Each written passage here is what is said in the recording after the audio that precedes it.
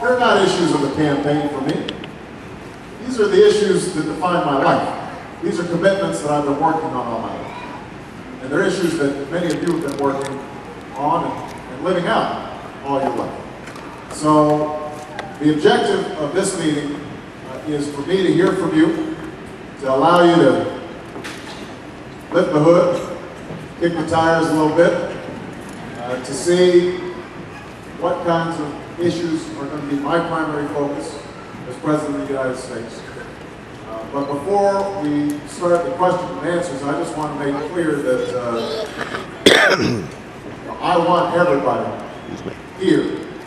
I want your caucus, or I want you to vote for. I'm not ashamed to ask for your support, because one of the things that I'm absolutely clear about is that change is not going to happen just because of one person. I'm confident about my ability to lead this country.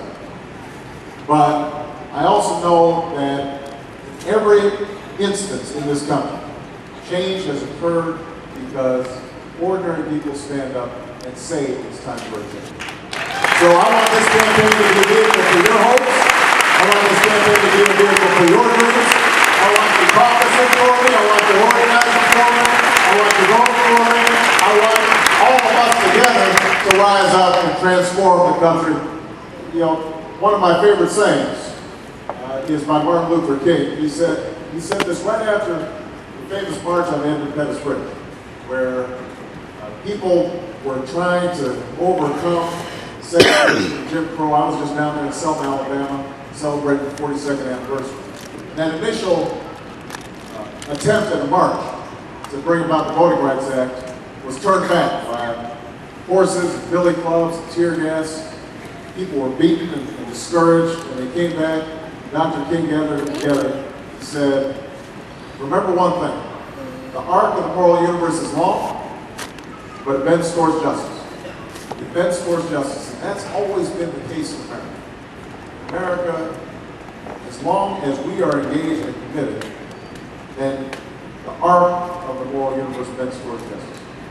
I hope that all of you want to be involved in that process of bending that arc in the direction of a more just, a more fair, more generous, kinder America. America where every child has opportunity. If all of you get involved, I'm absolutely confident that we're going to make that happen. Thank you, everybody. Thank you. Thank you. Thank you.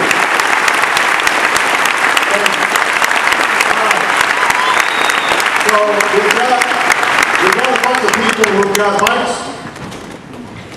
Who are running around here. Raise up your mics. Mic people. Okay. And there are no rules to this town hall meeting. And we haven't pre-screened the questions. We have no plants in the audience. And I'll just try to get to as many questions as I can. Right there. I'll lay in the book. This is a question concerning the Middle East. As bad as the situation is right now, our involvement in Iraq, what are you doing to create peace, especially with Iran, so we are not involved in a huge, huge war which could destabilize the entire region of the world? How are you creating peace in Iran, with Iran and with countries of the Middle East? Well, our starting point has to be to bring our occupation in Iraq to a close and to stabilize Iraq. That's why I have legislation that I introduced in January that says that we have to begin a phased withdrawal of combat troops out of Iraq starting on May 1st of this year, with the goal of getting all combat troops out of Iraq by March 31st of next year. That is a bill that I've already introduced. We've got 54 co-sponsors, including some Republicans and independents. And the point that I've been trying to make is that there is no military solution to the problems in Iraq. They are political problems between the warring factions there. We can be a partner with them in trying to bring about a political settlement.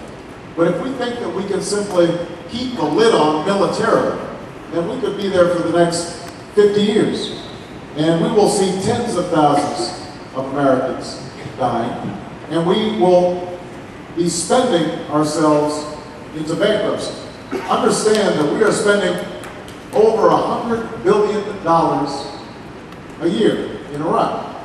Now just to give you some, by the time this thing is all over, we will have spent more than $1 trillion.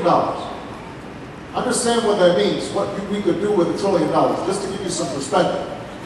Our entire transportation bill, federal transportation bill, which funds every road, bridge, major infrastructure project in the United States for a 5-year period, was only $287 billion. That's for 5 years. We will have spent 3 or 4 or 5 times that much on the war in Iraq.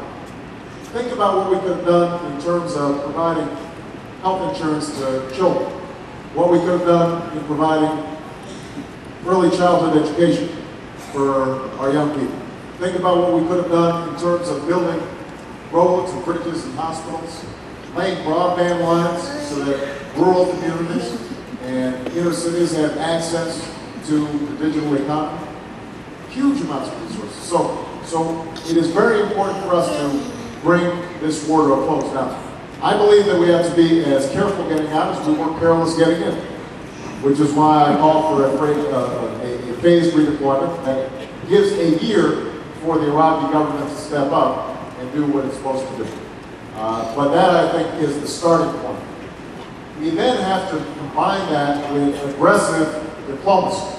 And the Bush administration, for the first 6 years, didn't believe in diplomacy.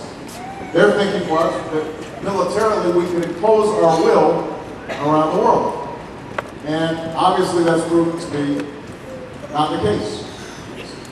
We're now starting to see even the Bush administration admit that in dealing with countries like Iran and Syria and North Korea, who are genuinely dangerous, erratic nations, odious regimes that are oppressive to their people and cause all sorts of mischief in the world, that we have to understand what Ronald Reagan understood, which was that you'll talk even to folks who are your enemies.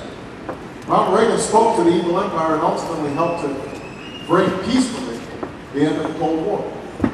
We have to apply that same lesson. We should be firm, we should be tough, we should apply economic sanctions, we should say to the Iranians, we don't accept you creating a new nuclear arms race in the Middle East.